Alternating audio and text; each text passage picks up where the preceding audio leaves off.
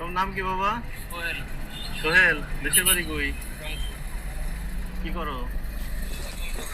প্রতিদিন কত টাকা টোকাও? একটা খাবার দেন। টোকাইতে পারিনি, আপনার আসরের আজান থেকে এই কটা পর্যন্ত টোকাইছি। নাও, এই খাবার নাও। কত আসরের পর থেকে কি কয়টা টোকাইছো? এই কটা টোকাইছি, বেশি পাইনি। প্রতিদিন কত টাকার ব্যবসা হয়? হয় যেদিন বেশি পাই হয় 400-500 টাকা হয়। 4-500 হয়? সে তো ভালো। হয় তারপরে তুমি একাই খাবার খাইছো?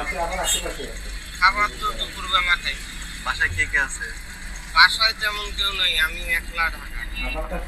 দেশের বাড়িতে সবাই? বাবা মারে টাকা দাও?